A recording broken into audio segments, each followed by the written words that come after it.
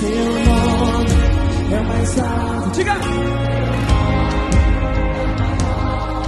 Teu nome. A origem, a graça que atravessa gerações. É o tema da mensagem à luz do livro de Gênesis, capítulo 25, do verso 19 ao verso número 21.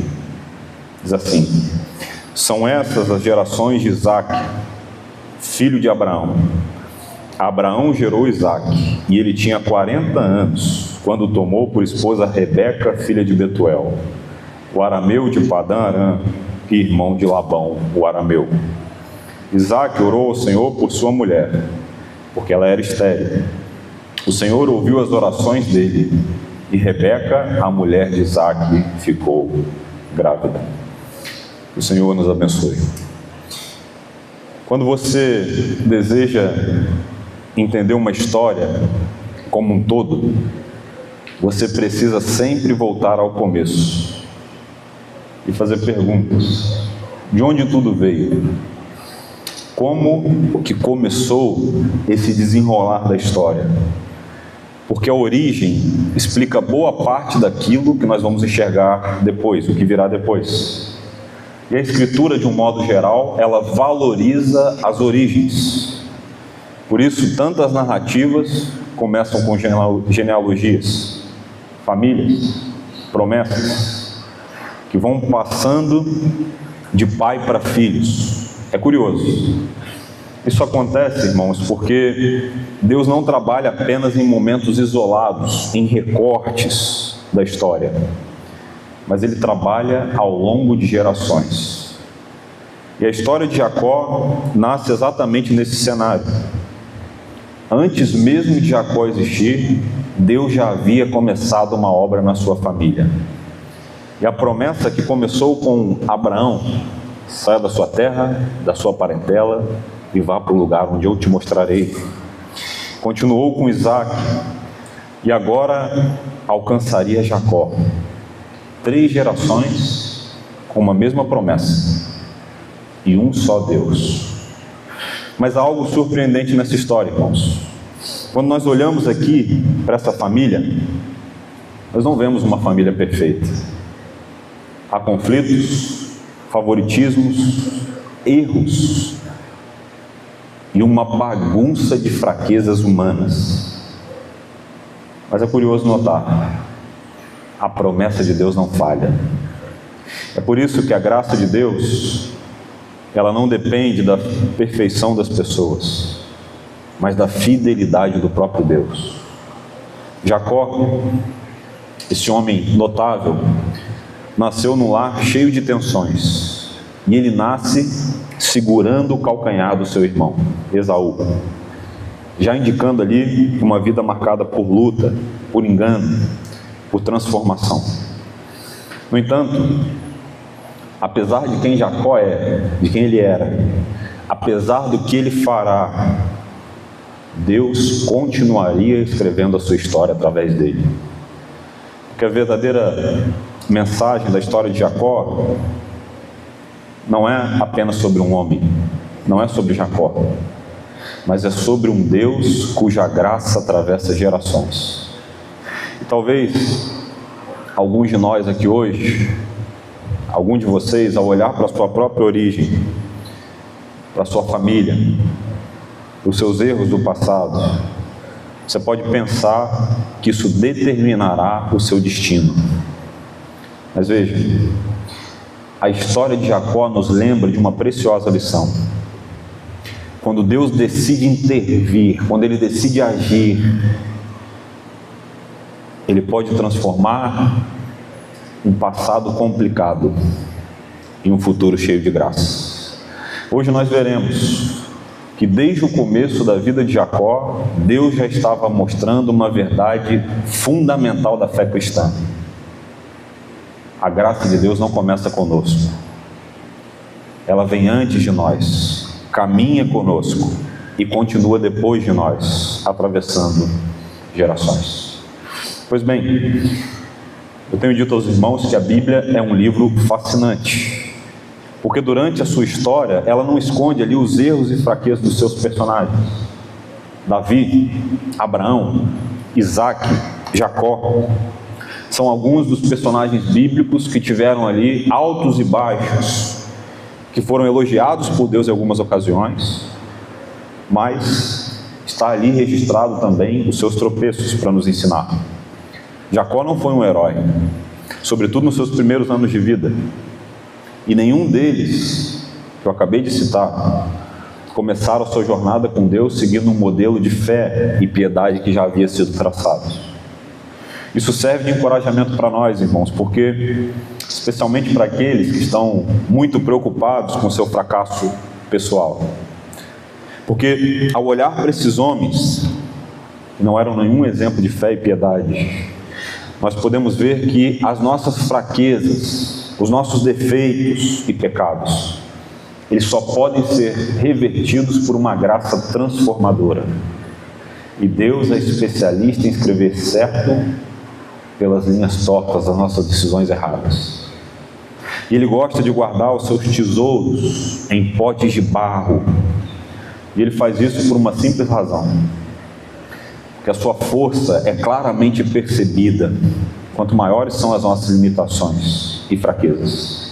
E a sua glória se torna mais aparente quanto mais insignificante aos olhos humanos são as pessoas que realizam os propósitos maravilhosos dele. Pois bem, nos próximos domingos nós vamos aqui fazer uma imersão, nós vamos mergulhar na vida de um desses personagens fantásticos que a Escritura apresenta. Nós vamos ver de perto a ação da graça transformadora que mudou a vida de Jacó, de um enganador mentiroso, de pecador sórdido, a alguém digno de fazer parte da linhagem real. Mas antes de avaliar o personagem em si, nós precisamos avaliar a sua origem, de onde ele veio. E Deus havia levantado um homem chamado Abraão, e este homem o serviu durante anos. Mas com a morte de Abraão, chega então ao fim da participação desse personagem na história da redenção. Mas como eu disse aos irmãos, os planos de Deus não finalizam em um homem. O que acontece? Com a graça de Deus e com a sua glória, então Ele domina a fraqueza e desprepara dos seus servos. E Ele levanta um outro homem, que é a origem de onde veio Jacó, seu pai Isaac. E o livro de Gênesis é o registro das 10 gerações sucessivas. Nós estamos vendo 3. Há mais 7 gerações seguidas após. As gerações passam, as pessoas morrem, mas o Senhor permanece sempre fiel e Ele não muda. Como diz o Salmo de número 90, Senhor, Tu tens sido o nosso refúgio de geração em geração. E nessa genealogia, nós podemos ver aqui a origem de Jacó, o pote pelo qual Jacó foi trazido ao mundo. Eu quero chamar a sua atenção para manter a sua Bíblia aberta, porque nós vamos ver a ação de Deus na vida de Jacó, especialmente nessa genealogia que muitos cristãos ainda hoje pulam, que pode nos ensinar algumas lições. Vejamos então que lições são essas que essas genealogias podem nos ensinar. A primeira delas: a graça de Deus trabalha através das gerações. Observe o verso 19 na sua Bíblia, por favor. São essas as gerações de Isaac, filho de Abraão. Abraão gerou Isaac. Vejam, o texto começa dizendo: essa é a história de Isaac, filho de Abraão. Abraão gerou a Isaac. É curioso porque há muita gente ainda hoje na igreja brasileira achando que é a última bolacha do pacote, que vai transformar o mundo, transformar a sociedade, e por vezes se acha até mais importante do que o próprio Cristo na igreja, mas não se dá conta de que antes dele há toda uma história que nós precisamos levar em conta. Eu tenho dito aos irmãos que alguém que esquece o seu passado e a sua origem perde completamente o sentido da vida, porque ao olhar para os corredores da história, você pode aprender com os erros e acertos daquelas pessoas que te antecederam. Mas veja, Deus está adicionando aqui mais um nome dissonante: Abraão, um pai da fé. Abraão não foi um homem que teve a sua vida sem manchas, sem nódoas morais. E você que é pai, você que é mãe, principalmente, você não deve ignorar isso. Boa parte dos erros de Abraão também foram cometidos por seus filhos, por seu filho Isaque. Os maus exemplos, as decisões erradas, elas podem até mesmo não ter um efeito imediato, mas ela pode causar danos terríveis na vida dos seus filhos. E ao se debruçar sobre essa história, nós podemos ver aqui o que eu gostaria de dar o nome de reprise. Os filhos são um reflexo dos pais. Basta você observar que os poucos eventos descritos sobre Isaque na Escritura, eles repetem boa parte dos erros cometidos por Abraão. Isso nos mostra, irmãos, que a graça de Deus, ela pode suplantar as nossas fraquezas, as nossas limitações, e chamar os improváveis. Mas ela também nos traz uma séria exortação. Aqueles que não se preocupam com seus erros, com a forma que vivem a vida no hoje e agora, uma vida inconsequente, há sempre alguém observando você. E a forma com que você age pode ser uma bênção ou uma maldição para as pessoas ao seu redor. Veja, Isaque enfrentou fome porque a terra prometida por Deus parecia insuficiente para alimentá-lo. E o que ele fez? Ele decidiu partir para o Egito. E ele se viu na mesma tentação do seu pai: fazer com que a sua esposa se passasse por sua irmã, para que ele não tivesse a sua vida ameaçada. Depois disso, ele se envolve ali numa desavença entre os seus pastores e os pastores de Abimeleque, o sacerdote da época, por conta de uma escassez de recursos, muito semelhante ao que havia acontecido com seu pai Abraão. Dentre outras situações aqui que eu não gostaria de entrar nos pormenores, mas veja, a forma com que você lida com os seus problemas que estão na sua vida hoje podem ser um grande instrumento para influenciar a vida de outra pessoa, especialmente a vida dos seus filhos. E um dos maiores problemas que nós temos na sociedade atualmente é a ausência de pais intencionais na vida dos seus filhos. Boa parte desses pais trocam o que nós chamamos de relacionamento intencional por suas próprias emoções e vontades. Não vigiam a maneira como agem, não cuidam e normalmente colocam a desculpa em outra coisa. Eu trabalho demais, mas estou dando melhor para o meu filho. Trabalho para dar um futuro melhor. Pergunta-se: que futuro melhor? Longe do Evangelho? Longe de Deus? Longe da igreja? Maury Balcom, ele diz assim: se os pais têm criado os filhos para serem médicos, advogados, esportistas, músicos e etc., mas não os criam para honrar e obedecer a Deus, eles fracassaram. De modo que o tempo e o relacionamento intencional são duas coisas preciosas na criação dos filhos. E como pai eu posso dizer isso. Nós como pais estamos sempre dizendo: um dia nós teremos mais tempo. Mas esse tempo nunca chega. O diálogo não é bom. A comunicação em família, boa parte dela prejudicada. A presença vai sendo substituída por presentes. Os pais vão abrindo concessões, graves concessões, porque não tem tempo e ao mesmo tempo não querem perder o filho. E as concessões, com medo de perder o seu filho, podem ser um grande inimigo na criação e no relacionamento com os filhos. Porque essa ausência de intencionalidade é insubstituível. E certamente ela custará caro no fim.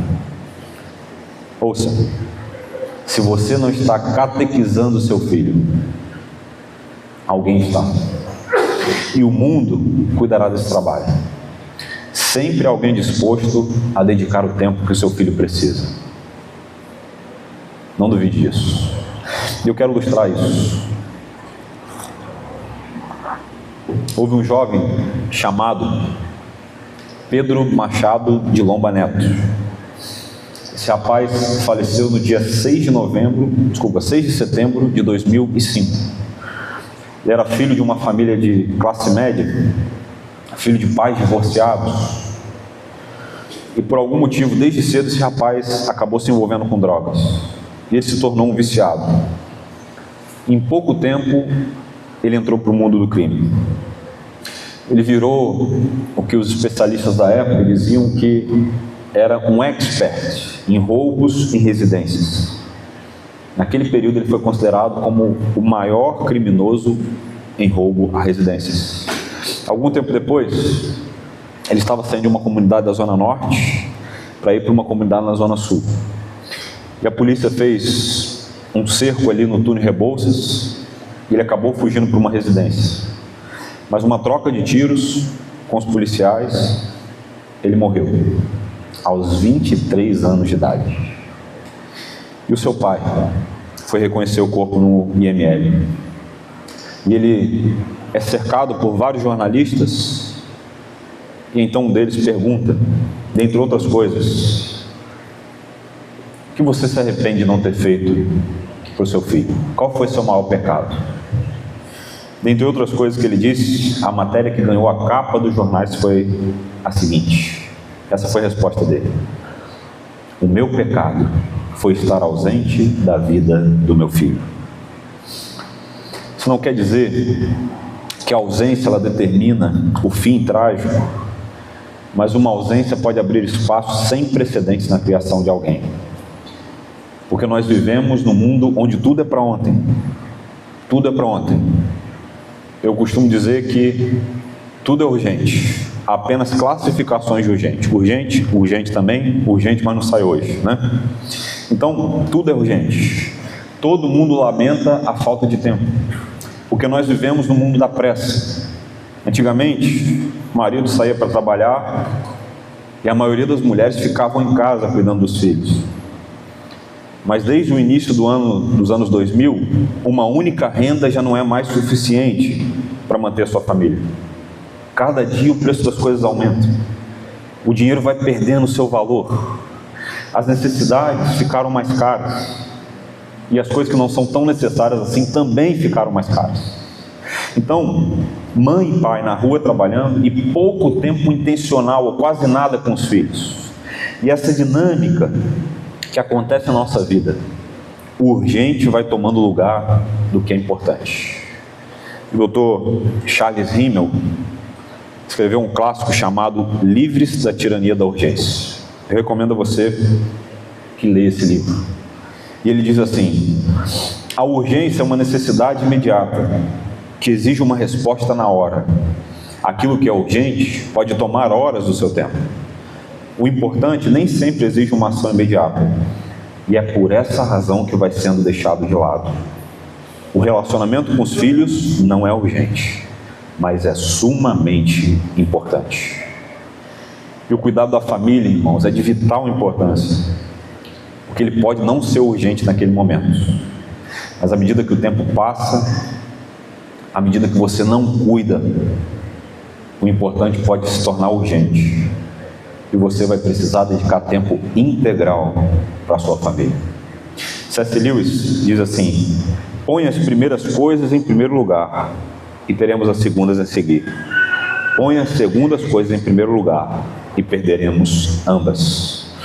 Se o Senhor estiver em primeiro lugar na sua vida, a sua família, e a sua família não for uma prioridade, as coisas estarão no lugar certo. Portanto, você precisa ajustar a sua agenda por aquilo que é mais importante. A nossa vida, irmãos, é como um sopro. Nós não sabemos quanto tempo nós teremos com a pessoa que nós mais amamos do nosso lado. Portanto, não perca de vista aquilo que é importante. E nessa tirania da agenda, nós somos encorajados aqui a reordenar a nossa agenda, para colocar nela como prioridade os nossos filhos. Nossos filhos são o trabalho mais importante que nós podemos fazer.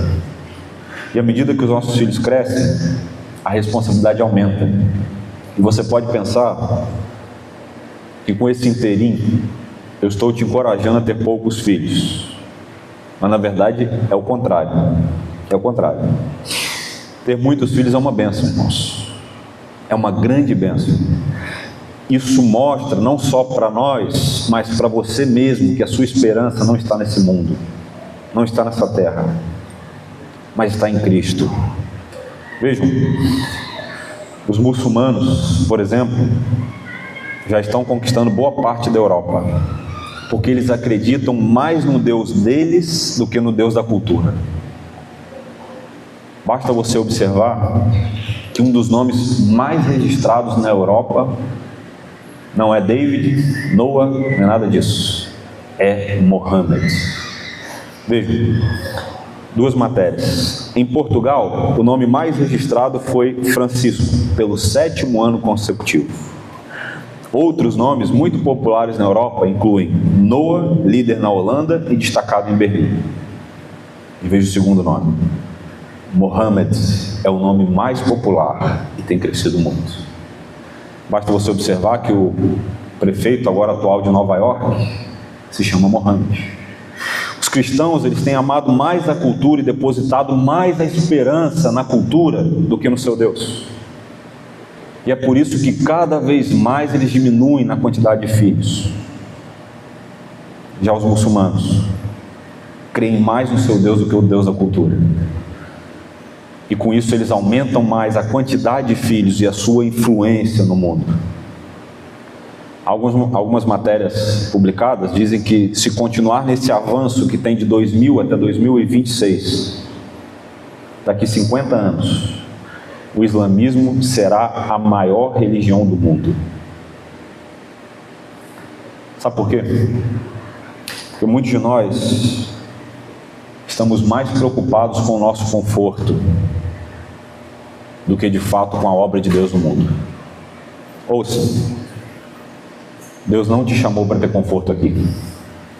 E se eu pudesse te dar um conselho, seria esse: não dê tempo ao tempo, porque sem que você perceba, o tempo vai passar. E tal como Abraão, nós podemos também pensar que as nossas atitudes ruins, que nós agimos de modelo para os nossos filhos, elas podem ser um impeditivo para Deus realizar maravilhas.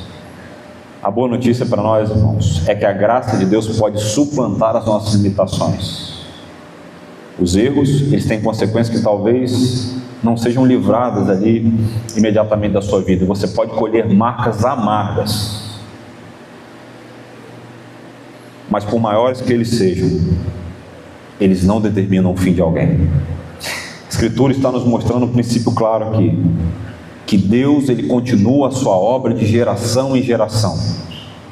A promessa que Deus fez a Abraão, ela não foi sepultada com ele debaixo da terra, mas ela continua em Isaac, porque a história da redenção, ela não depende apenas de uma pessoa, mas da graça de Deus e da graça somente.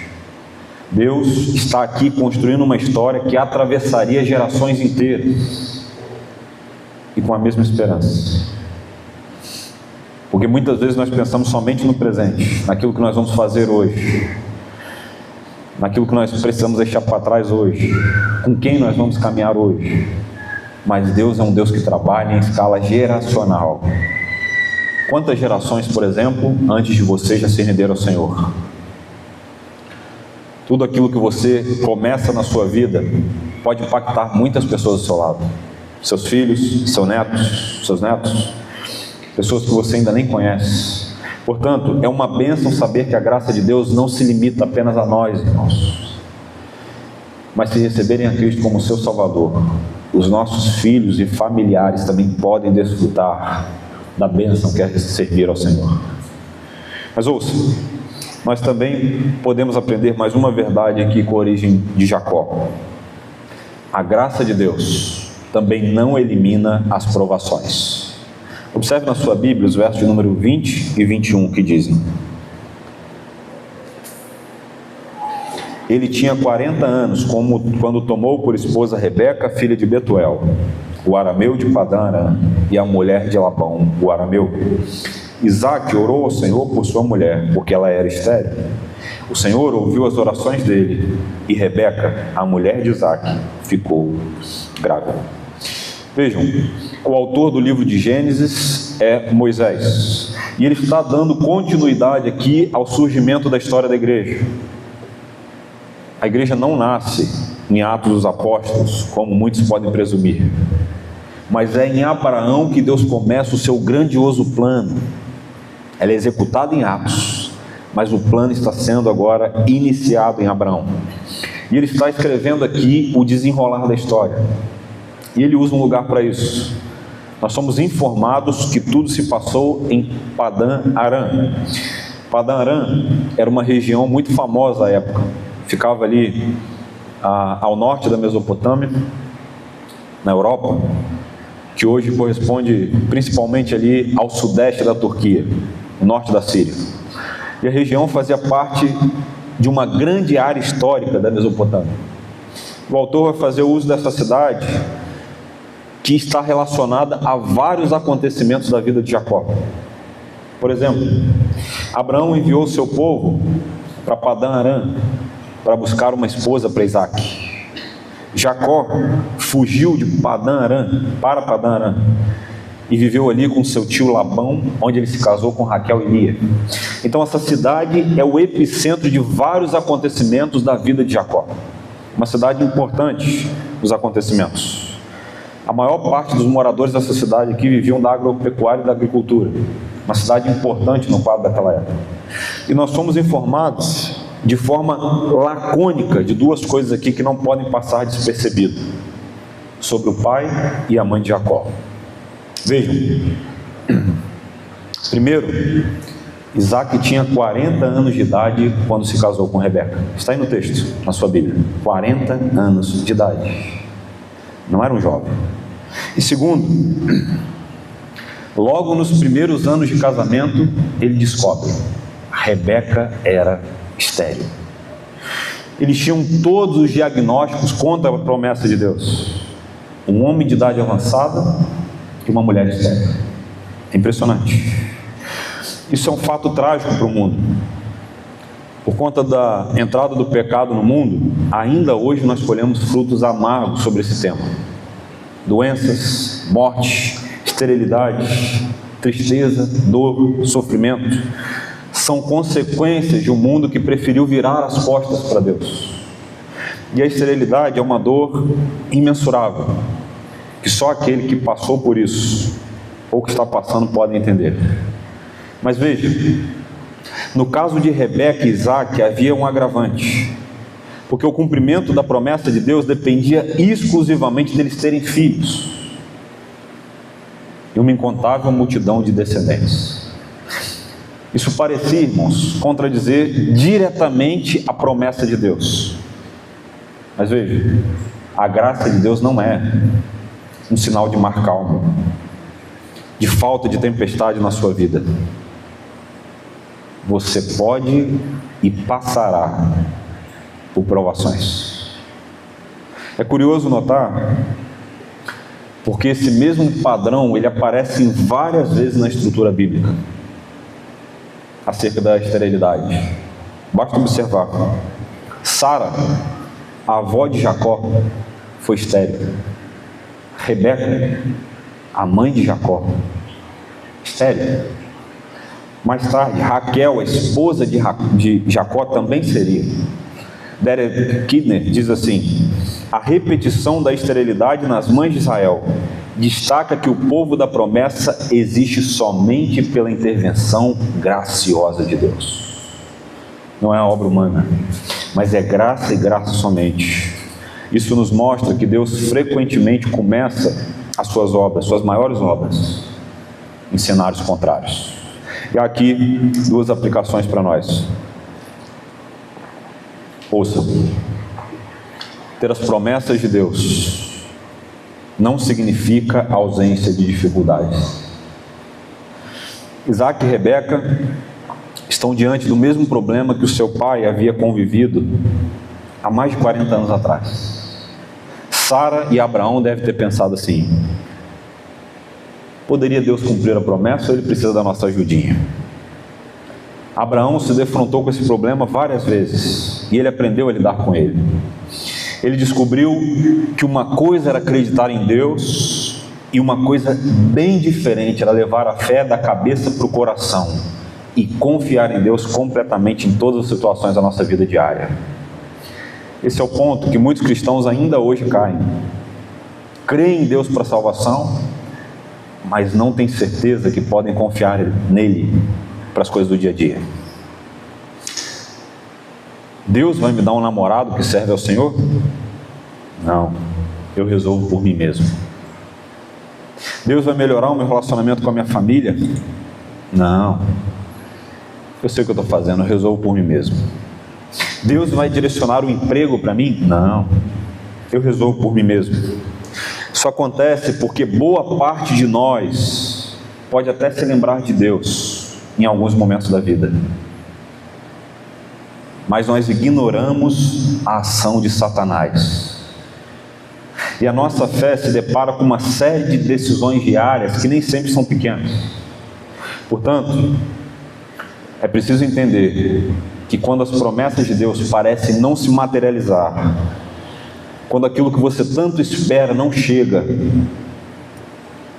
Satanás logo entra em cena, oferecendo um atalho ilusório, que apenas te leva para onde você estava antes de começar. Observe, por exemplo, o caso de Abraão e Sara. Conforme os anos se passavam e a promessa de Deus não era cumprida, Satanás apresentou um atalho. A serva egípcia chamada Agar. Parecia um bom plano. Ajudar a Deus, já que o tempo estava passando e eles tinham a idade avançada. Qual de nós não faz isso, irmãos? Às vezes nós fazemos isso. Cremos em Deus para a salvação, mas não cremos que Ele cuida de nós e que é o melhor para o seu povo. Cremos que um dia estaremos com Ele, mas enquanto isso nós tentamos dar jeitinho para viver uma vida melhor aqui. A Bíblia nos ensina claramente: o cristão ele precisa confiar em Deus, não somente para ser salvador, mas Senhor da sua vida. Porque enquanto você continuar negociando e fazendo concessões com as palavras de Deus na Escritura, você não será feliz. A plena felicidade não existe desse lado da existência. Você só será feliz em Deus. E às vezes Deus até permite algumas situações difíceis para tratar o nosso coração, para tratar a nossa dependência nele, a nossa perseverança nele, para tratar a nossa confiança nele. Portanto, vale a pena descansar e confiar nas promessas de Deus. Ele nunca abandona os seus. João Calvino, comentando esse texto, ele diz assim: Deus frequentemente retarda o cumprimento das suas promessas para exercitar a fé dos seus servos. E olhando para essa história, nós percebemos como essa gente sofreu. Tente imaginar, anos e anos esperando pelo cumprimento de uma promessa. Tempos de dificuldade. E quando a aprovação se estende por muito tempo, é muito comum o esfriamento da fé, o sufocamento da esperança.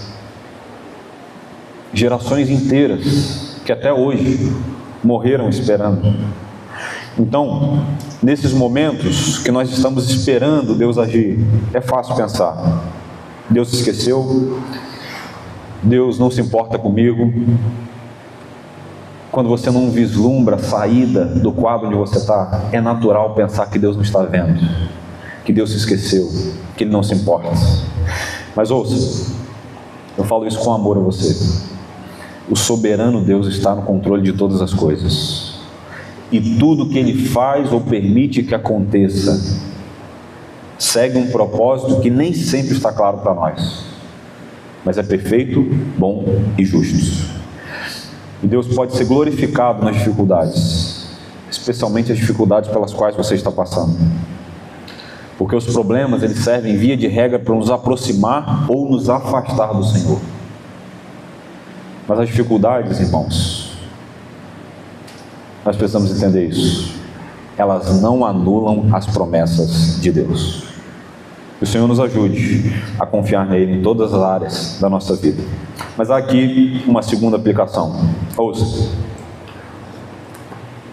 Vive bem quem aprende que o tempo de Deus não é o nosso. Vale a pena esperar por ele. Existem momentos da nossa vida que as promessas de Deus, elas parecem entrar em conflito com a realidade. Deus promete uma coisa, mas a circunstância à sua volta diz outra coisa completamente diferente. Foi exatamente isso que aconteceu na vida de Isaac. Ele era filho da promessa feita a Abraão, e o seu nascimento já havia sido um milagre operado pelo próprio Deus. Então, ele está lidando com um problema grave. A promessa de Deus estava a seu favor, mas as circunstâncias não. Isaac se casou aos 40 anos de idade, e ele precisou esperar 20 anos para ter o cumprimento da promessa nos seus braços. Ele já era um homem de 60 anos de idade quando nascem os seus primeiros filhos, Jacó e Esaú. Vejam o que diz o Warren Wiersbe. Abraão e Sara tiveram que esperar 25 anos antes que Isaac nascesse. Jacó teve que trabalhar arduamente durante 14 anos para conseguir as suas 2 esposas. José precisou esperar mais de 20 anos antes de se reconciliar com seus irmãos. Nosso tempo está nas mãos de Deus, e o seu tempo é perfeito. Só aponta para nós que muitas vezes Deus nos faz esperar, não porque Ele se esqueceu da promessa, mas porque as coisas acontecem no tempo dele, e o tempo dele é perfeito. Enquanto nós esperamos, Ele trabalha no nosso coração, fortalece a nossa fé e prepara o cumprimento daquilo que Ele prometeu. E a espera, ela faz 4 coisas conosco. A primeira, a espera amadurece a fé. Quando a resposta não vem imediatamente, normalmente você aprende a confiar em Deus e não nas circunstâncias. É aí que nós colocamos a nossa fé em prática. Segundo, a espera desenvolve a paciência. Algumas pessoas têm convivido comigo, eu tenho dito uma frase que eu aprendi há alguns anos atrás, né? A paciência é uma virtude dos santos. E realmente é. Nós vivemos num mundo de respostas rápidas, mas Deus não é assim, irmãos. Ele trabalha no tempo dele, e a espera nos ensina a controlar a ansiedade dentro de nós e a descansar nele. Terceiro, a espera molda o seu caráter. É nesse momento que todas as nossas defesas estão desarmadas, que Deus começa a trabalhar ali no interior do indivíduo. Não sei se você já teve a oportunidade de ver alguém que achava que era grande o suficiente, achava que era autossuficiente, mas quando Deus quebra o indivíduo, você vê uma outra pessoa, humilde, perseverante, dependente dele e confiante nas promessas de Deus. É isso que Deus faz conosco. A W. Tozer, ele diz o seguinte: é de se duvidar que Deus use um homem antes de feri-lo profundamente. Portanto, a espera molda o caráter. E por último, a espera nos faz valorizar mais a promessa. Quando algo demora a chegar, o coração aprende a valorizar mais aquilo que Deus entrega. Portanto, esperar em Deus não é tempo perdido, irmãos, mas é o instrumento que Deus usa para transformar o caráter do indivíduo antes de cumprir a sua promessa. Mas veja, esse texto nos ensina uma terceira coisa. Caminhando para o final, a graça de Deus também nos chama à oração. Observe o verso 21 na sua Bíblia, por favor.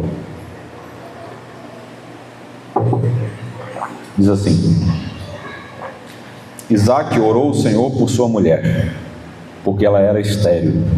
O Senhor ouviu as orações dele, e Rebeca, a mulher de Isaac, ficou grávida. O texto faz aqui uma conexão rápida e faz isso aqui parecer simples. Isaac orou e Deus realizou o seu desejo. É quase isso. A impressão que nós temos é essa. Mas não foi assim, irmãos. A lacuna entre a oração e o recebimento da promessa durou 20 anos. 20 anos de oração até que se cumprisse a promessa de Deus. Mas nós oramos um dia e queremos que Deus faça no outro dia. Eles haviam aprendido com Abraão e Sara e não tentaram dar um jeitinho brasileiro, mas Isaac descansou no Senhor. O texto diz que Isaac orou por sua mulher. Na língua original, no hebraico, o texto usa o verbo vavetar, ou seja, não é apenas orar, mas essa expressão aqui tem o sentido de suplicar intensamente, implorar, insistir em oração, interceder fervorosamente. Ou seja, é uma ideia de oração perseverante e insistente. Não foi uma oração ocasional. Orou, 3 meses depois ele lembra, ora de novo. Não, foi uma oração perseverante. Ele orava perseverantemente. Isso aponta para nós que a oração, ela é o fôlego da alma. Não é porque Deus prometeu que você não deve orar. As promessas de Deus, elas devem nos motivar a orar. Matthew Henry, puritano, ele diz assim: as promessas de Deus não são dadas para dispensar a oração, mas para encorajá-la. E aqui há um contraste da graça. Quando Abraão enfrentou a esterilidade de Sara, ele tentou resolver o problema com Agar. Quando Isaac, o seu filho, se deparou com um problema com a sua esposa Rebeca, ele o levou ao Senhor. Isso mostra que ele aprendeu com os erros do seu pai e ele alcançou maturidade espiritual. E o verso termina dizendo: irmão, isso aqui é belo, é lindo. O Senhor lhe ouviu. O Senhor lhe ouviu. Isso aqui revela um aspecto maravilhoso do caráter de Deus. Ele é um Deus que ouve a nossa oração. Um Deus criador, que criou os montes, que sustenta o universo, que não pisca o seu olho, que criou todas as coisas, as belezas que você pode olhar com seus olhos. Foi Ele que criou. Mas ao mesmo tempo, Ele ouve as nossas orações. Ele não é um Deus distante, não é um Deus indiferente, mas um Deus que se inclina para ouvir as orações dos seus filhos. Warren Wiersbe diz assim: Isaac resolveu o problema de maneira diferente de seu pai. Em vez de recorrer a um plano humano, ele levou o problema ao Senhor em oração. Portanto, se você deseja conhecer mais a Deus, você precisa gastar tempo com Ele. Isso é um encorajamento à oração, irmãos. E o adversário das nossas almas, Satanás, ele é um especialista em nos afastar do que é mais precioso no tempo com Deus. E ele usa algumas coisas para conspirar e alimentar a ausência de oração na nossa vida. Eu quero citar apenas uma delas: a pressa. A pressa. A pressa é uma dura ofensiva do inferno contra a igreja. Quanto tempo você tem no seu dia? Nunca houve tanta correria como a hoje. E com isso o nosso coração é desviado daquilo que é mais importante para aquilo que é secundário. Nós perdemos o relacionamento intencional com Deus. E a gente vai se acostumando com algumas coisas, como se essas coisas fossem importantes. Faça um simples exercício. Volte na sua história de vida para avaliar. Pressa, agitação e correria. A impressão que nós temos é que cada dia mais nós temos menos tempo para cumprir a tarefa. Muitas coisas, muitos afazeres. Chega em casa exausto. Tem tempo com as crianças, vai ter tempo lá assistir um programa da TV, jantar em família, dormiu. E o tempo com o Senhor? Qual foi a última vez que você parou e investiu um tempo de 2 horas de oração inteira com Deus? 2 horas. Isso vai nos levando para mais distante do Senhor. Irmãos, se alguém aqui está feliz com a sua vida de oração, me perdoe, mas é um mentiroso. Nós precisamos orar mais. Nenhum dos homens gigantes do passado estavam felizes com a sua vida de oração, por mais que eles passassem muito tempo com o Senhor. Eles sabiam que precisavam de mais tempo. A W. Tozer, ele diz assim: Deus não se curvou à nossa pressa nervosa, nem adotou os métodos da nossa era imediatista. O homem que deseja conhecer a Deus precisa dedicar-lhe tempo, e muito tempo. O cristão, ele não pode achar que a sua vida de oração hoje ela é suficiente. Ele precisa buscar mais a Deus, saber mais sobre Ele, aprender a discernir os propósitos do Senhor. E o maior exemplo que nós temos na oração não é nem Isaac. A atitude dele é até uma boa referência, mas não é nem Isaac. O maior exemplo que nós temos é o próprio Jesus, que tinha uma vida de oração. Marcos capítulo 3, verso 13 a 15 diz assim: Depois Jesus subiu ao monte e chamou os que ele mesmo quis, e vieram para junto dele. Então designou 12, aos quais chamou de apóstolos, para estarem com ele e para os enviar a pregar e exercer a autoridade de expulsar demônios. 2 homens que foram gigantes aqui nessa arte de orar e não estavam satisfeitos com a sua vida de oração. Quero citá-los para te encorajar. Richard Sibbes diz assim: o meu Deus e eu somos bons companheiros. Agora vejam esse exemplo. Hudson Taylor, durante mais de 40 anos, vou repetir, durante mais de 40 anos, o sol nunca se levantou na China sem me encontrar de joelhos em oração. Como o sol tem te visto todos os dias. A Bíblia nos encoraja a buscar o Senhor em oração, irmãos. Nós podemos olhar para a atitude de Isaac, desse homem, pai de Jacó, e aprender com ele. Que o Senhor nos abençoe. Caminhando para as conclusões, 3 aplicações finais. Deus continua ainda hoje escrevendo a sua história através de nós. A nossa vida faz parte de algo maior do que nós mesmos.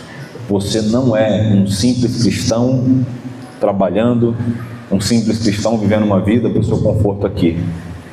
Você foi chamado para algo muito maior, que está além de você.